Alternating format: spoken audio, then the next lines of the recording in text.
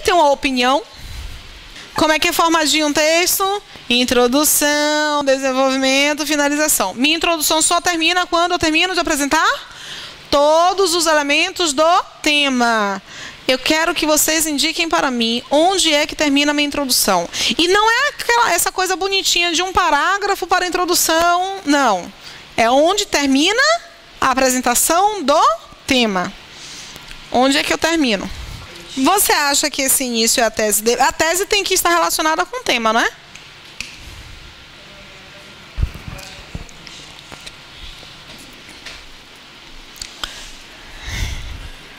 Pela manhã, nós ficamos também, a turma ficou também na dúvida, se terminava aqui ou se terminava aqui.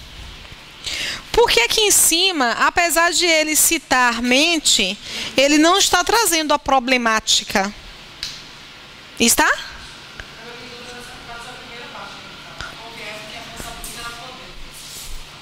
Mas aqui, quando ele diz, hoje a informação é poder, ele está trabalhando com o tema. Se ele não inclui armazenamento, cérebro, tecnologia, ele não está trabalhando ainda com o tema. Ele faz uma afirmação. Não deixa de ser um posicionamento, mas não é um posicionamento sobre o tema, ok? Às vezes a gente confunde isso também. Apesar de ele citar mente aqui, e mente está relacionado com cérebro, é um termo relacionado com cérebro, ele não apresenta ainda a problemática. Notem que o problema, aí surge o problema. Que problema? Para armazenar a informação, a natureza nos deu um cérebro que é a sede da memória. Mas esse cérebro, ele está conseguindo acompanhar o acúmulo dessas informações? Não.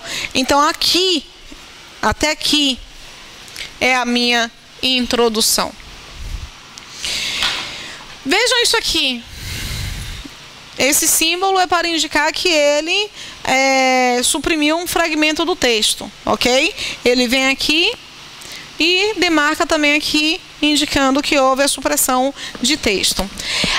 Quando ele nos apresenta essa descrição, diferente da memória do computador, porém a nossa é governada por fatores que nada tem a ver com a informática, vejam que ele já entra no universo da tecnologia. E aqui ele nos dá uma situação. A situação é a do sumiço do pendrive. Até onde ele trata do sumiço do pendrive?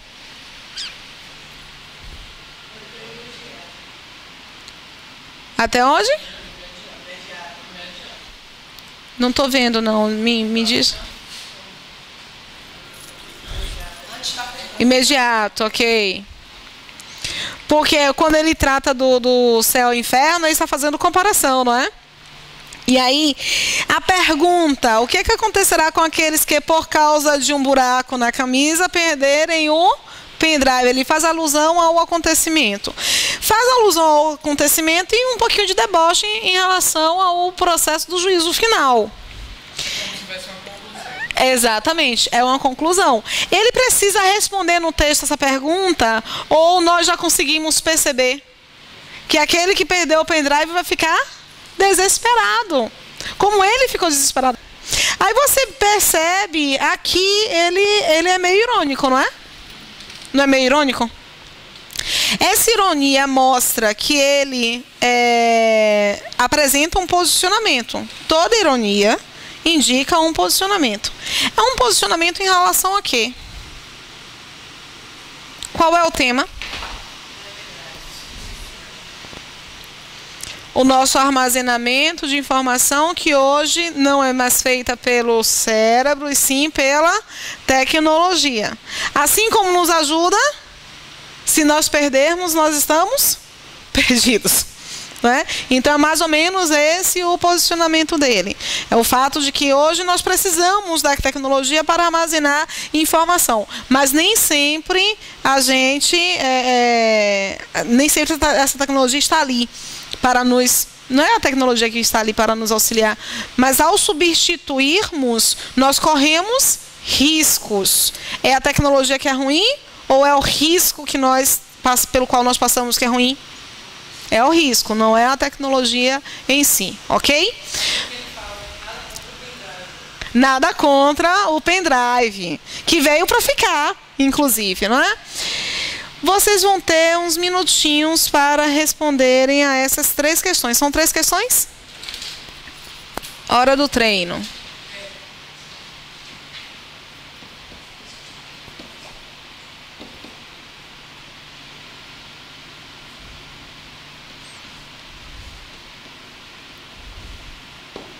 Gente, repara só. Ele pede pela leitura do texto, percebe-se que o autor se refere ao pendrive, destacando principalmente 2 atributos do objeto. E aí ele deixa claro, naquela frase até que você apresentou para mim, nada contra o pendrive. Nada contra o pendrive. E aí, na sequência, ele faz elogios ao pendrive ou dá características negativas ao pendrive? Lá no texto ele faz o quê? Eu peguei aqui, para quem como eu, que viaja bastante, tem de trabalhar em avião, é um recurso precioso. E aí, quando ele fala nada contra o pendrive, onde é que tem essa parte, linda?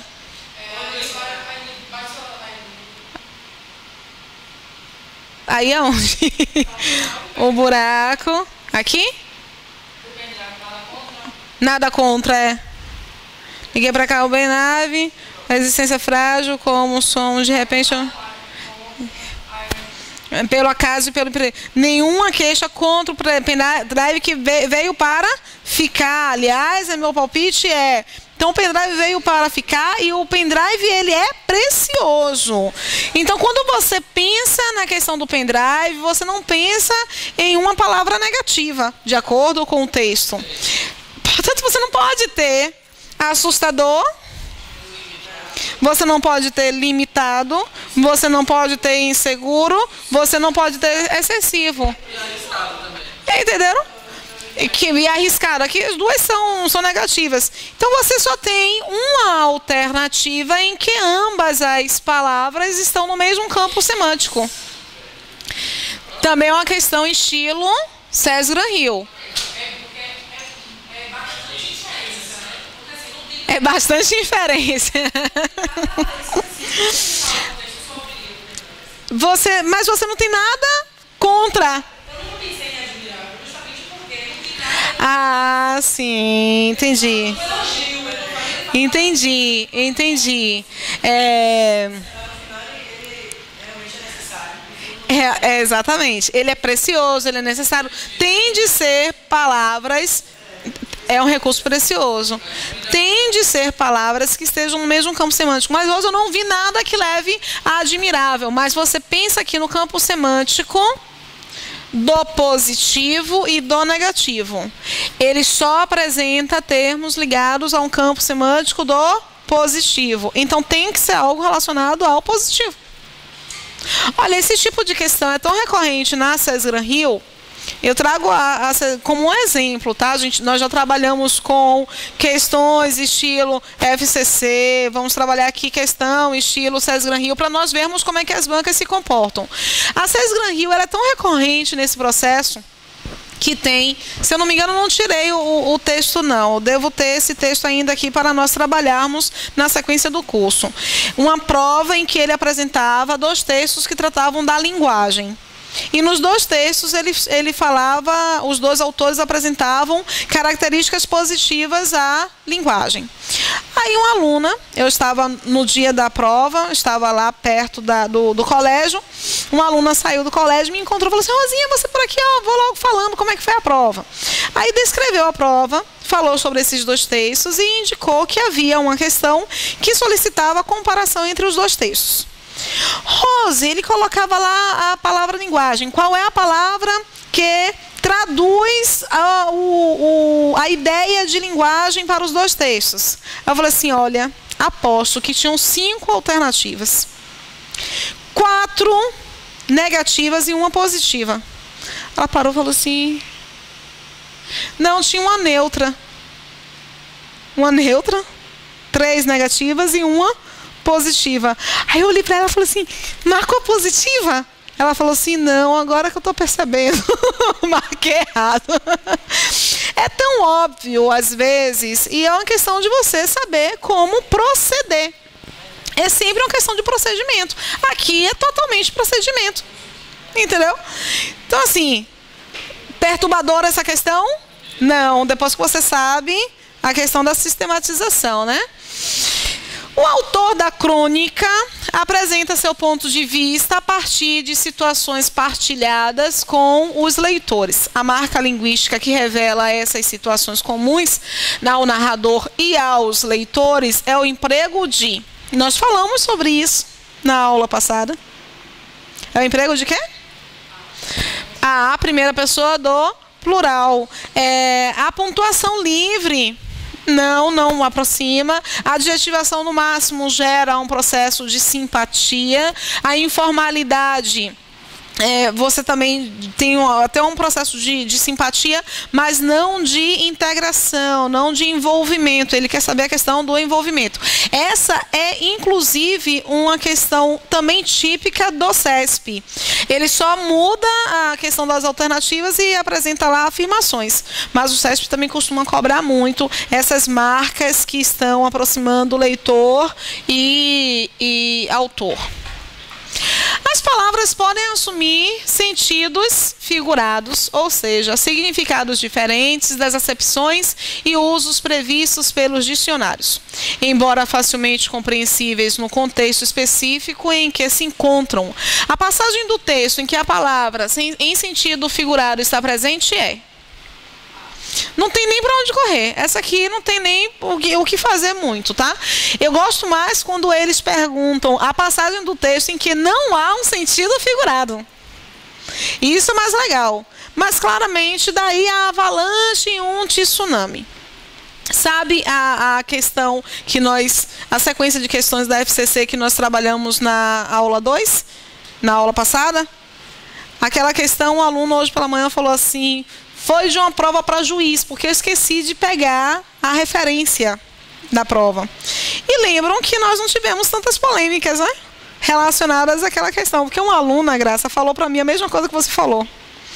Por que na hora da prova não é assim? Aí eu olhei para ela e falei assim... Eu falei assim, criatura divina... Mas isso aí era uma prova. Eu falei para ela. Aí foi quando ele falou assim, aquela prova mesmo de ontem foi uma prova para juiz, eu fiz. Só que na hora da prova, dá um desespero, você acha tudo tão complicado. E não é, tá? Ó, vejam só, aqui é uma charge... Aqui é uma charge. Não é porque assim, você tem um texto. Eu vou falar para o pessoal de casa que é muito interessante isso. Ela falou aqui agora sobre o texto do sertanejo, que inicialmente umas palavras complicadas e tal, mas depois que analisou o conjunto ficou mais simples. O texto é enorme. Aí ele utiliza umas 5 palavras complicadas. Você acha que o demônio da resolução da questão, ele está justamente nessas palavras. E não está. Você analisa o todo, né? Aí essa ideia de vocabulário. Hoje, minha filha veio ter aula particular aqui no curso. E aí depois da aula eu fui levar ela para casa. Aí estava eu caminhando com ela. Falei assim, Vi, é porque cada um tem a sua idiosincrasia. Anote aí, viu? Anote o termo, porque idiosincrasia é um nome bonito, filha. Idiosincrasia é a ideia da diferença. Cada um tem a sua diferença, a sua característica, a sua impressão.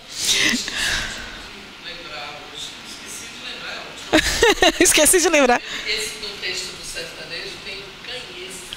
Canhestro, sim. E eu fiquei, eu não sei o que é. A gente nem olhou, né? Pela ideia de que é sentido. É acanhado, né? Mas eu vou dar uma olhadinha. Quando você fala a palavra de conhecer, de saber, tentei de todo jeito. Não conseguiu. Não foi. Desligar canhestro. Vejam só. Essa relação entre o dicionarizado e o figurado, ela vai também estar presente em um texto não verbal. Texto não verbal ou texto misto, não verbal e verbal. É aquele que tem imagem para você também identificar.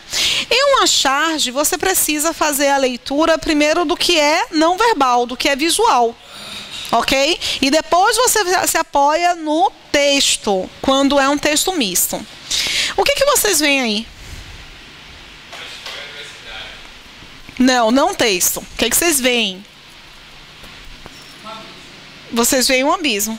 Vocês veem uma ruptura, um distanciamento, não é? Então, quando vocês veem esse distanciamento, a palavra abismo é uma palavra que estará presente nessa análise do eixo temático, tá? E aí ele apresenta escola pública e universidade. Então, você tem escola pública, universidade, abismo e Brasil. Qual é o tema? O tema é escola pública no Brasil. Qual é a tese? Há uma barreira, há um abismo entre a escola pública e a universidade no Brasil. Então, eu falei para vocês, todo o processo artístico, ele tem um posicionamento. E charge é uma análise crítica sempre. Toda charge tem uma análise crítica envolvida, ok? Aí você encontra aqui, de vez em quando acontece esse tipo de coisa. Na impressão não tá legal. Nem na projeção essa parte aqui tá legal, mas eu vou tentar ler para vocês, tá? Aqui em cima, adoro Angá, adoro. Sabe qual é a coisa mais importante da vida? A reflexão. Aí ele fica olhando o reflexo. Determinadas palavras, elas são polissêmicas. Agora é necessário que vocês identifiquem o que é um termo homônimo. O que é homo? Igual.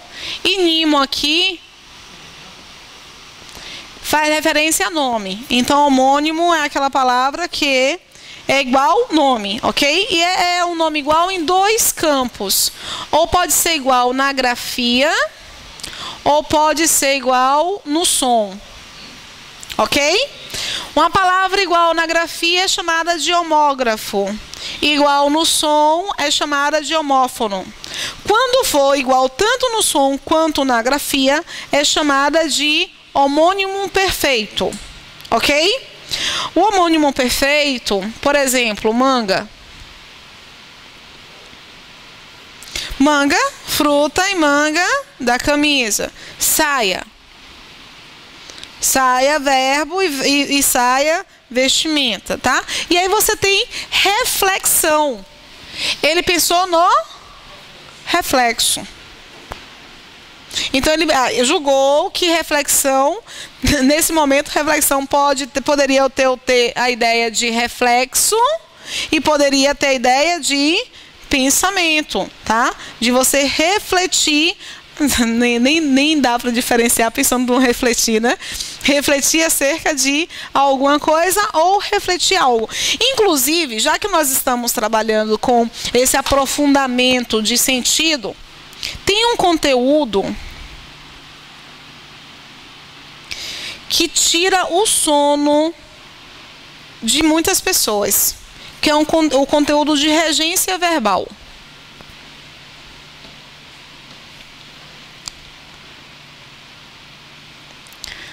Como é que vocês estão acostumados a estudar regência verbal? Regência verbal é quando você identifica que existe uma preposição, existe ou não uma preposição ligando um elemento que pede, o elemento que rege, a um elemento pedido, a um elemento regido. E aí vocês decoram, né? Vocês decoram alguns verbos, por exemplo, o verbo assistir. O verbo assistir significa o quê? Tem alguns sentidos, né? Então, o verbo assistir, ele é um homônimo perfeito. Porque no dicionário você tem sentido 1, sentido 2, sentido 3. Já repararam isso, né? Ok. Então, você tem o assistir no sentido de ver, o assistir no sentido de ajudar, o assistir no sentido de amparar, o assistir no sentido de morar. Estudar isso é estudar também a ideia de homônimo. Palavras que têm o mesmo sentido, a mesma grafia, o mesmo som. O presidente da República assiste na Granja do Torto. Já ouviram essa frase, não já? O presidente da República assiste na Granja do Torto. A Granja do Torto é a residência, não é o lugar onde ele atende, mas nós insistimos em achar que esse assistir, no caso, é no sentido de atender, e não é. É no sentido de residir. Tá? O que acontece aqui, pensando na ideia de sentido? Como eu mudo o sentido do verbo, eu vou mudar também o seu processo de regência e eu vou mudar a sua transitividade. Transitividade é ver se o verbo é transitivo, é intransitivo, é transitivo direto, enfim. Quando ele está no sentido de ver, ele é um verbo transitivo indireto. A preposição que está aqui é a preposição a. Então, por exemplo, assiste, assistiu ao filme. Ok? Se eu apresento o diretor ele assiste ao filme ou ele ajuda, no sentido de ver, ou ele assiste o filme no sentido de ajudar? O diretor do filme? De ajudar, não é? Então, enquanto o filme está rodando, ele está assistindo, ele assistiu o filme. Então, vejam, como eu mudei o sentido, eu mudei a regência, eu mudei a transitividade. No sentido de ajudar, ele é um verbo transitivo direto. No sentido de amparar, ele é um verbo transitivo indireto. E no sentido de morar, ele é um verbo intransitivo. Ok? Aí, reparem só. O verbo, coloca aqui no pedacinho. Usou do perfume e usou o perfume. Ele mudou a sua transitividade?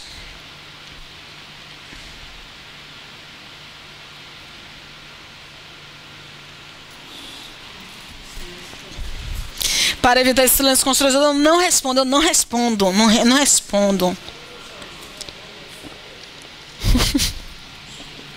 E aí? Usou do perfume, usou o perfume. Gracinha vai. Porque assim, quando ele usou do perfume, ele usou um pouco, né? Aí prestem atenção no que eu vou falar. A transitividade só muda quando muda o sentido do verbo. Aqui eu mudei o sentido do verbo, não mudei? Mas aqui eu mudei o sentido do verbo? Então não mudo a transitividade. Isso é uma questão de interpretação. Eu estou mudando o sentido do objeto e não o sentido do verbo. Então, eu vou classificar o verbo da mesma forma. Aqui eu mudo. Então, eu vou chamar esse verbo de verbo transitivo indireto e este de verbo transitivo direto. Mas nesse aqui, eu tenho como mudar o sentido? Eu tenho como mudar a transitividade? Não. Porque usar é gastar nos dois sentidos, nas duas construções.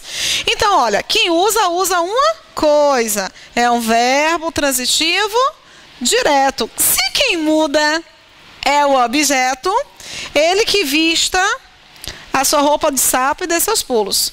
Nos dois casos, ele é um objeto direto.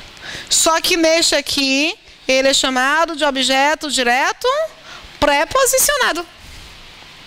Vocês lembram disso na escola? De objeto direto preposicionado? Gente, a gente não estudou isso na escola. E quando nós estudamos na escola, nós não estudamos pensando no sentido. Todo objeto direto preposicionado é preposicionado para mudar o sentido do objeto. Então, quando eu digo, por exemplo, encontrar. Quem encontra, encontra alguém. Mas se eu digo, pô, eu encontrei com você no shopping, é a mesma coisa de dizer, eu encontrei você no shopping?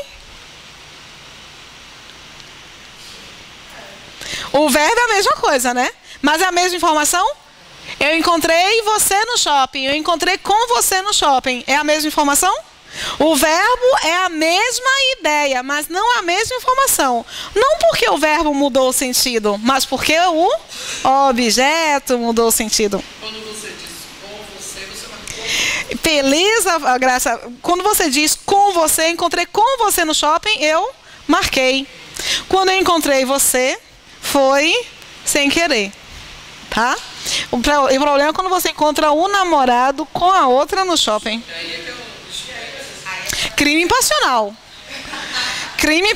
Aí o negócio é difícil. E eu não sou uma pessoa tranquila.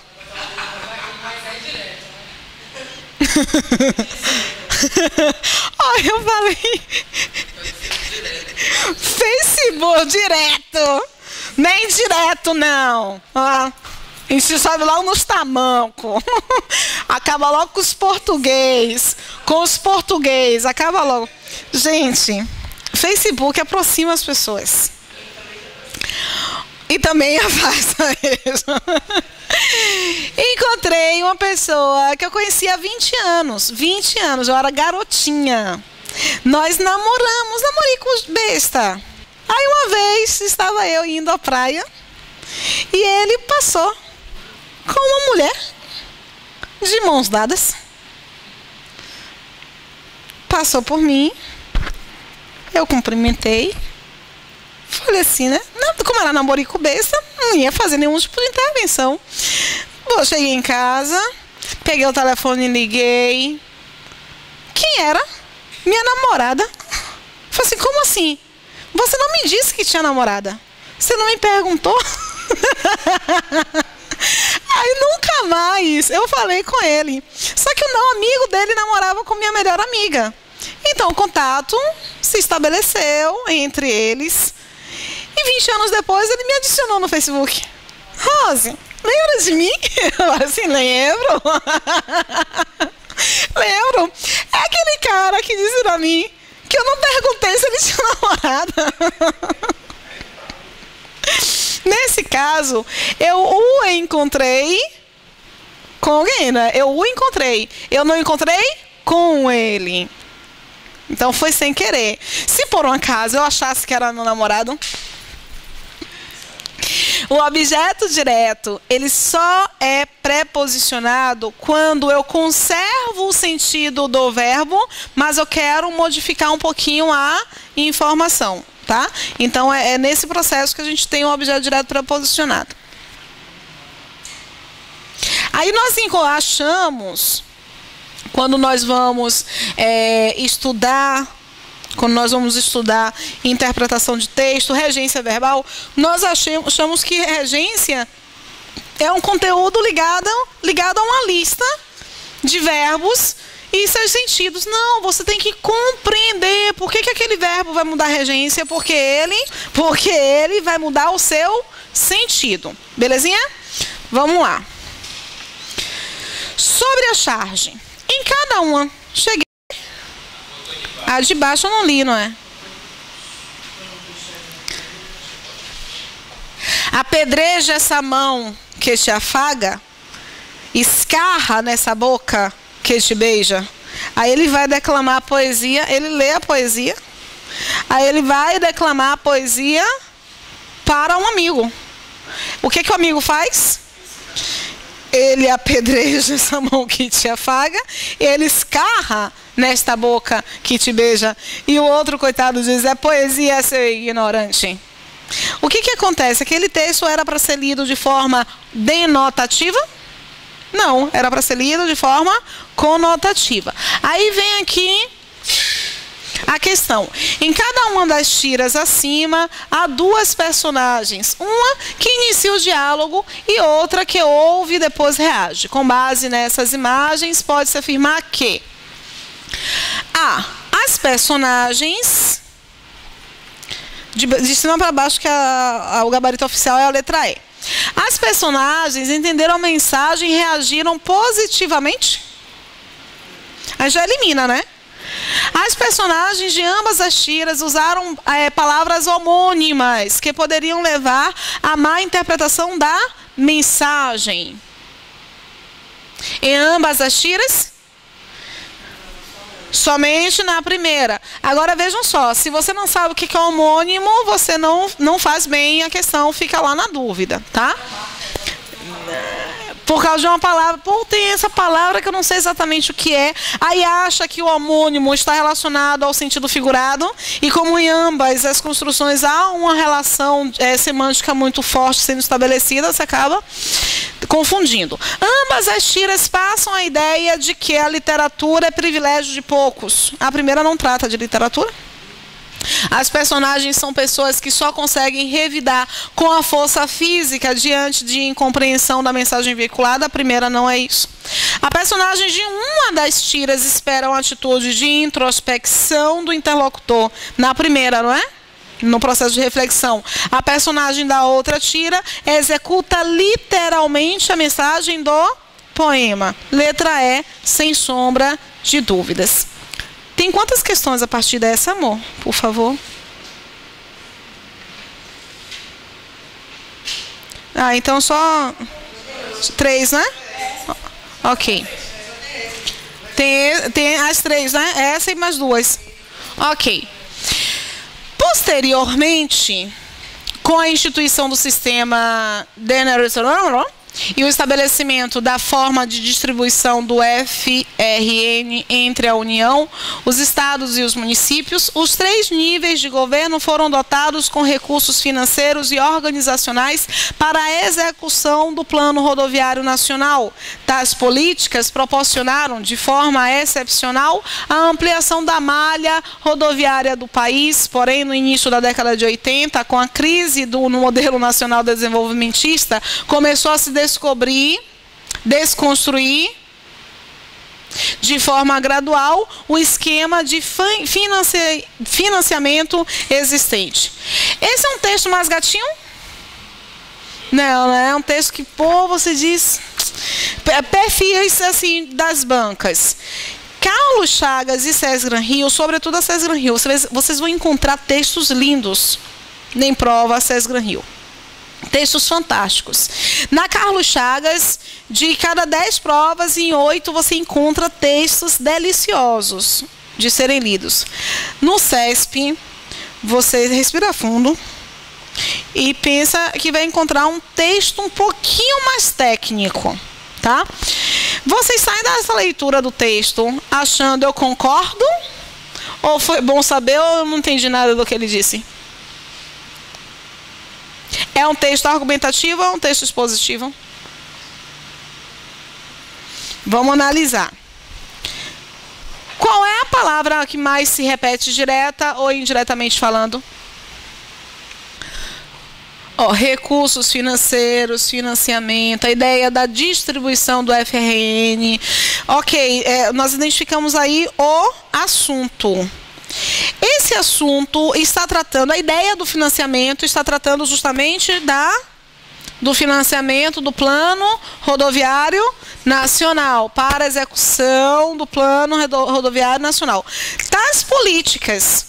Então, ele mostra que ele já citou as políticas antes. Então, meu assunto, a ideia do financiamento, meu tema, o financiamento, as políticas de financiamento para o Plano Rodoviário Nacional. E aí, ele vai apresentando só ilustrações. E não tem posicionamento. Esse texto é um texto expositivo apenas, ok? Reparem, em termos de estruturação, dá para perceber que é fragmento. Ele coloca o posteriormente, significa dizer que antes existe algum fragmento do texto aí sendo apresentado.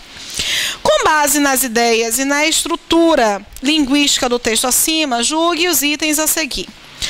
O período das políticas e do país poderia ser reescrito com manutenção das ideias originais e preservação da correção gramatical. Então, ele quer duas coisas: a ideia original preservada e a correção gramatical. Da seguinte forma: com relação às políticas adotadas, proporcionaram de forma excepcional a ampliação da malha rodoviária do país. O que nós encontramos aqui de importante? Classes gramaticais relevantes para a interpretação de texto: verbo, advérbio, conjunções. Em alguns casos, o artigo.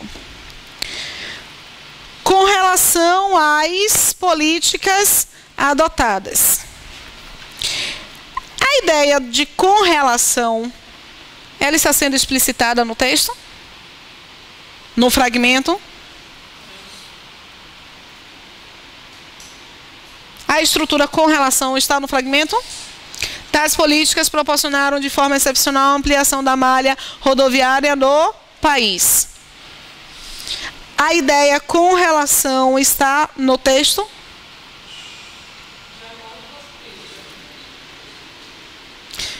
Com relação às políticas adotadas. É a mesma coisa de dizer de acordo com as políticas?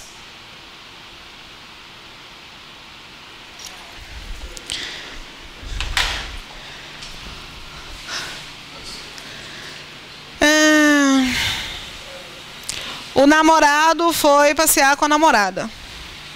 Tal namorado a estava traindo. É a mesma coisa de dizer, em relação ao namorado, ele a estava traindo? É a informação sobre o namorado, quando eu apresento tal namorado a estava traindo, e em relação ao namorado, eu tenho essa mesma identificação no texto? Vou colocar por escrito, tá?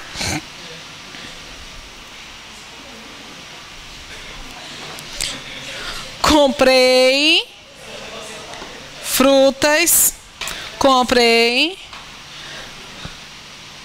verduras, legumes e frutas. Tais alimentos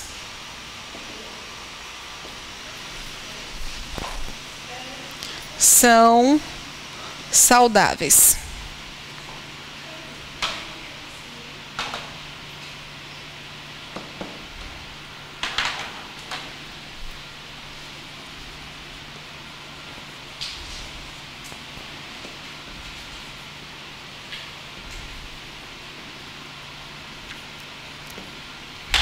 Peraí que a continuação dele... Ok.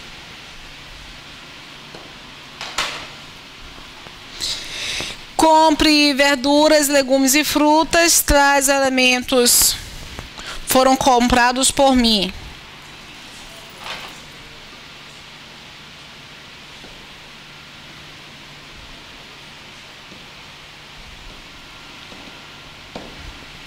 Tem quase os mesmos elementos, não é? Dizer que tais elementos foram comprados por mim tem quase os mesmos elementos de com relação a tais elementos proporcionaram que eu os comprasse, ok? Quem foi que proporcionou que eu os comprasse? Mas eu posso separar sujeito de predicado aqui? Não, né? E os alimentos, eles podem me proporcionar que eu comprasse esses alimentos? Não. Então, apesar de ter quase a mesma construção, eu não estou apresentando a mesma coisa. O mesmo acontece aqui. Aí vocês têm de caminhar de forma progressiva. Eu tenho, com relação às políticas adotadas, proporcionaram a ampliação da malha rodoviária do país. Eu estou dizendo que realmente as políticas adotadas proporcionaram a ampliação da malha rodoviária do país? Quando eu apresento com relação às políticas adotadas? Não. Poderia ser outra pessoa, não poderia? Então o sentido é o mesmo? No mínimo está sendo gerada aí o quê? Ambiguidade. Então eu tenho que tomar cuidado com essa referência à ambiguidade, tá? Aqui eles indicam claramente, tais políticas proporcionaram a ampliação da malha rodoviária do país, de forma excepcional. Mas aqui ele está dizendo que com relação a essas políticas, alguém proporcionou a ampliação da malha rodoviária do país. Não é a mesma coisa. Gera-se, no mínimo, ambiguidade. Belezinha? Pode ir, não pode? Eu quero que vocês tentem, para a gente não fazer questão CESP corrido, assim, porque são questões que necessitam de um pouquinho mais de atenção.